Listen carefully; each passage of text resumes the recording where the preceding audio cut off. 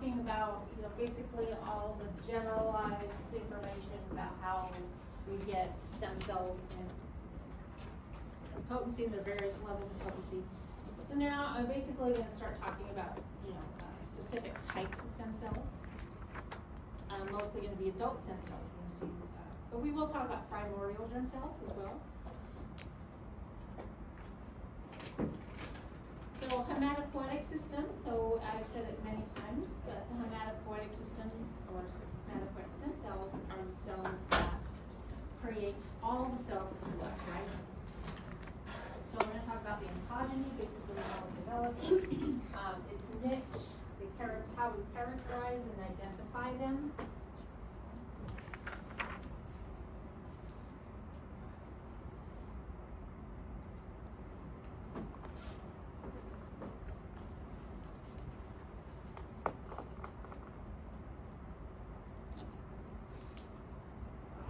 So cells of the vertebrate hematopoietic system. So our hematopoietic stem cells are in our bone marrow, and these are, again, stem cells that will differentiate into all the cells of the blood. Blood has a lot of different cells in it, not just red blood cells. So there's basically two lineages in your blood. There's the myeloid lineage, and there's a lymphoid lineage. So the myeloid lineage is where we get our eosinophils, basophils, our erythrocytes, which are our red blood cells, those monocytes and neutrophils. So these are all, not the red blood cells, but these ones are all part of what's called the innate immune system. So have you guys heard of the innate immune system? Okay, so the innate immune system, everybody is born with. So all vertebrates and even invertebrates have an innate immune system. And if you've ever cut yourself and not cleaned it or not taken care of it properly and it starts to swell, get red, get painful, that's all part of your innate immune system. Okay? These cells are working at the site that you're injured, and they're trying to get rid of the invaders because now you have bacteria in there, you might have some fungus in there, who knows, right? So these are all working at the site and trying to get rid of the invaders.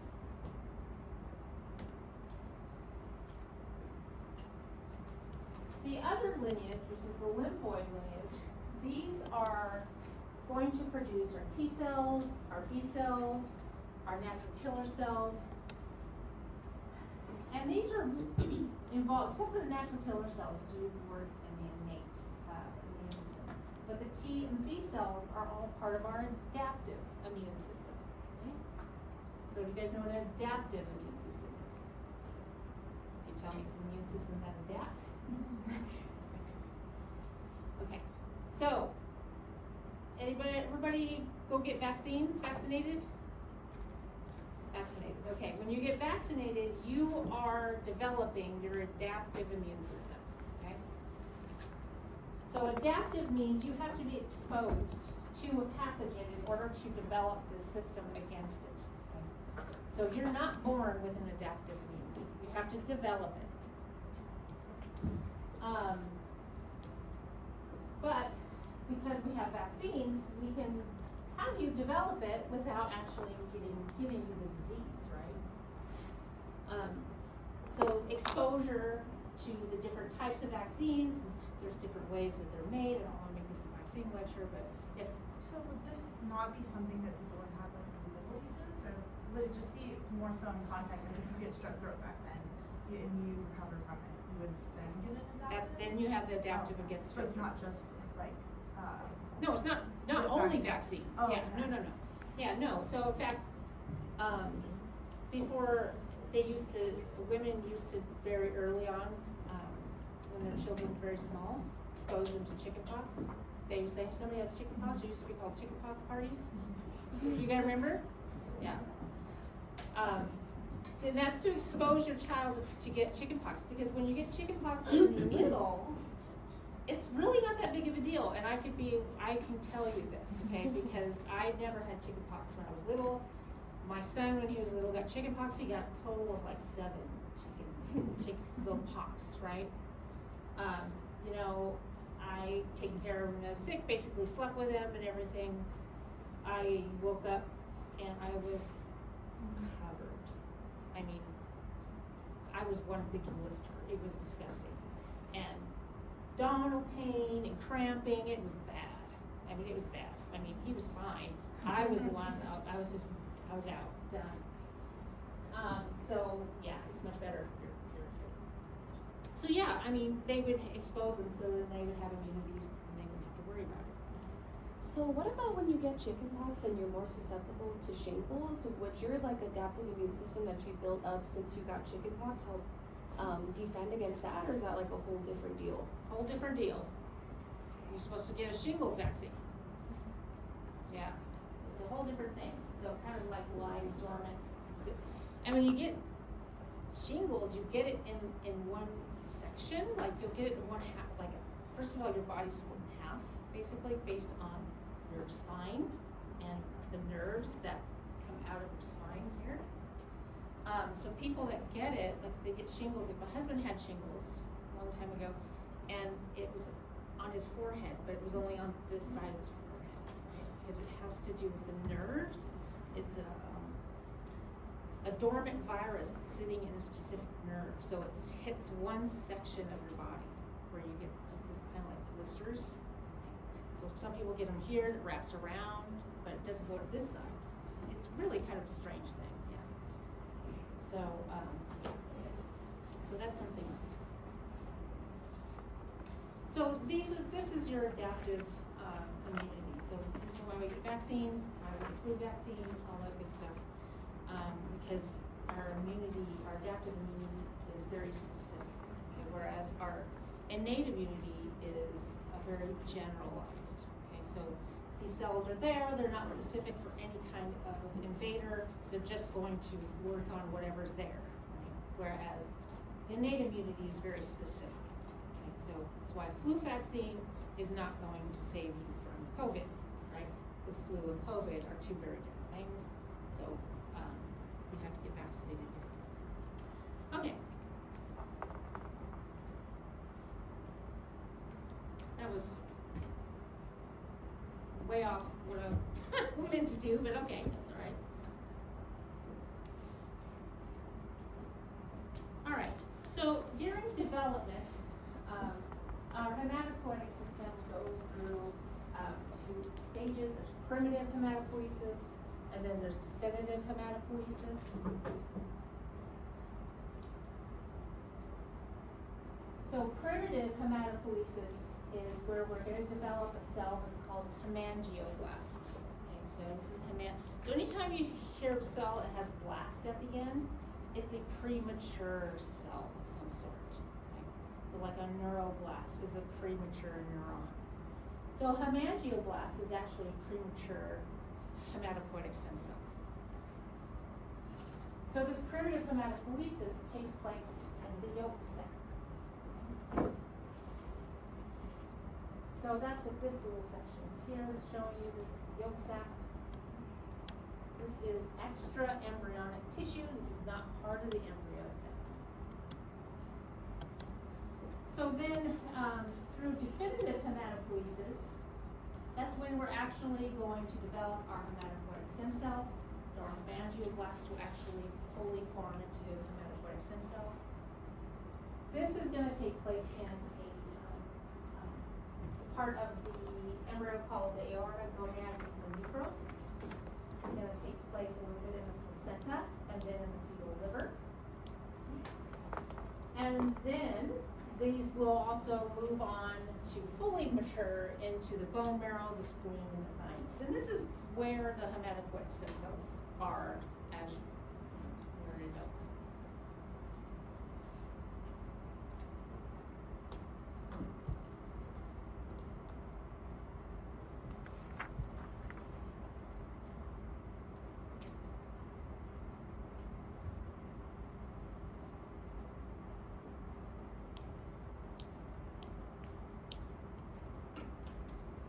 Okay. So just to give you some reference, here is a timeline of hematopoiesis in mice versus human. So as we're going through, I kinda, sometimes I'll put the mice at this time and do this time, I try to do that, but, if you're wondering, you can always come back to this and take a look. So here it's telling you very early on, this is the emergence and the yolk sac starts, right? And then continues. So where there's a bar, this is where it's taking place during that time period, right? So you can take a look at that.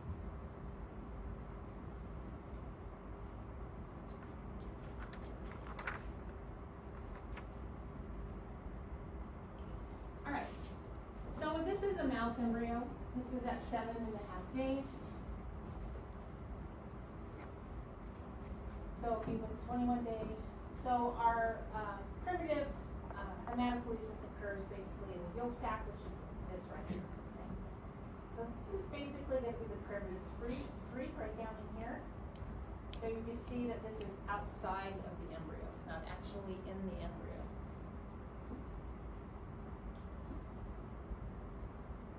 So this, in the yolk sac here is when we're going to start developing, first we're going to develop nucleated red blood cells. So your red blood cells aren't nucleated, okay?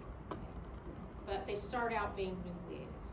And then eventually through maturation, he loses the nucleus.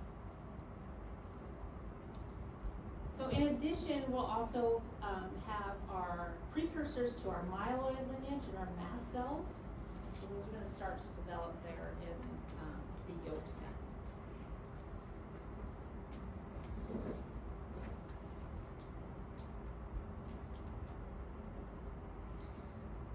So this develops in what's called blood islands in the yolk sac.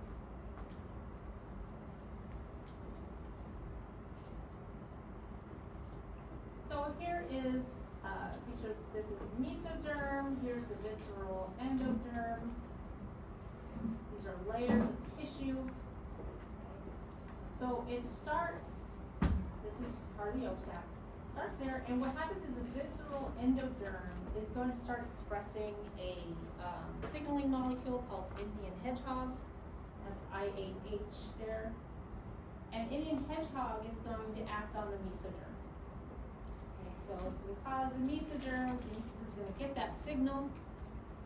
And what it's going to do is it's going to upregulate its own expression of BMP4. Okay, so that's what it's saying. Mesoderm receives that signal, there's that arrow, and then it's saying, oh, now it's going to cause it to upregulate and produce its own signaling molecule called BMP4s. Okay. BMP4s will be secreted and act on that same cell in an autocrine manner.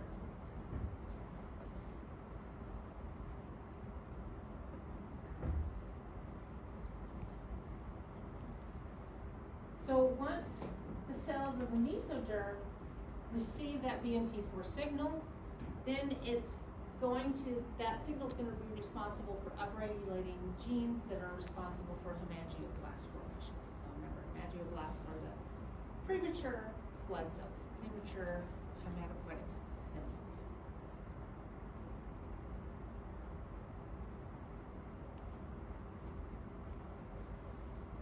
So then we start to get the development of these blood islands between these two pieces of tissue.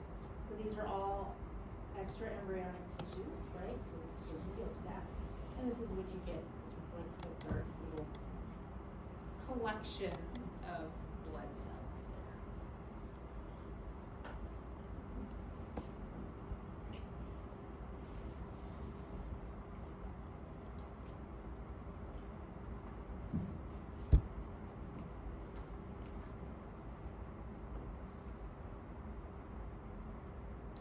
So that's it for primitive. So that's the only place that primitive hematopoiesis takes place, and that's in the yolk sac.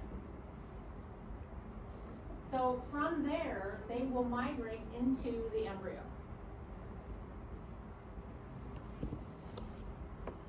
And they will begin definitive hematopoiesis in a primordial type tissue called the aorta gonad mesonephros. So this is a tissue that is going to become part of the kidneys, part of gonads, and the aorta of the heart, right? So if we take a slice through that, it's a tube, so kind of, turn it over perpendicularly, that's what this tube is. So this is not a blastocyst with an inner cell mass, okay? So we're used to seeing that, and that's kind of what we think of, but that's not what it is. We're looking at the AGM, and we're seeing here that there is some blood cells. So the blood cells will collect here in the AGM, and when fluid begins to flow through the AGM, that's when we're going to start to change the expression of these cells, okay? So when we have fluid flow through the aorta, we're gonna cause these cells to express another transcription factor that's called RUNX1.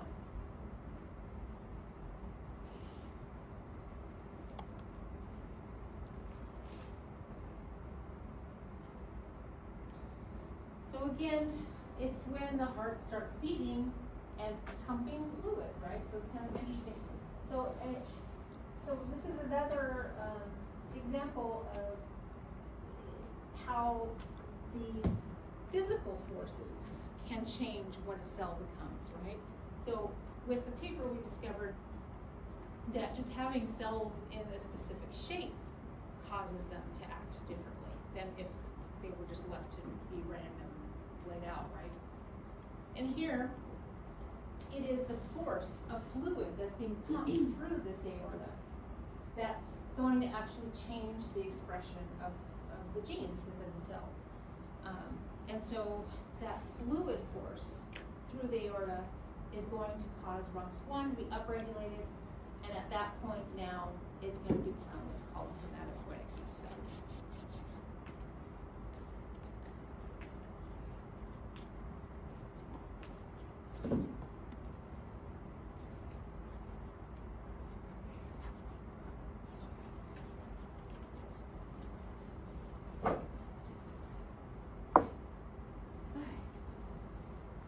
So interestingly enough, after the aorta gonad mesonephros, there's a transient pool of these hematopoietic stem cells in the placenta.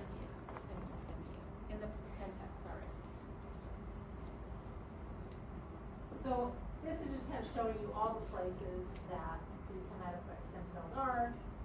Okay, so we have the yolk sac there. That's the little day 13.5. I'm sorry, I'm just trying to. Here we have a large amount in the placenta, and at the same time we've got a large amount too in the fetal liver. So, but the placenta quickly goes away. So it's just very a transient pool, basically.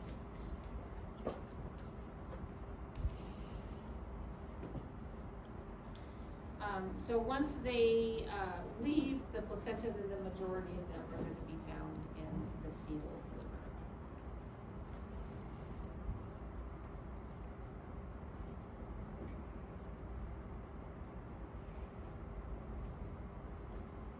Okay, for mice, this is day 11.5. Humans, about 30.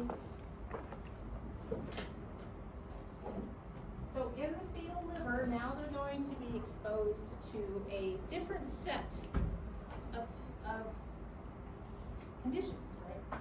So primitive hepatocytes, so these are very early liver cells, primitive, they're not completely mature, will produce cytokines. And these cells are going to be exposed to these cytokines, and it's going to be important for erythropoiesis. So this is development of the red blood cells. So a couple of the cytokines are stem cell factor, or SCF, and a cytokine is called erythropoietin, which is named after.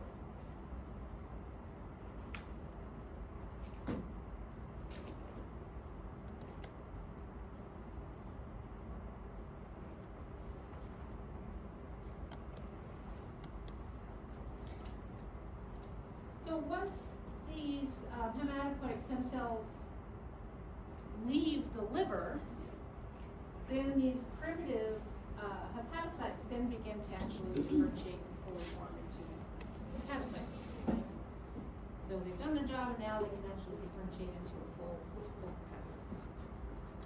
So after that, the hematopoietic stem cells will leave the liver, and they will move to the bone marrow, spleen, and thymus, and this is where they will be maintained in the niche.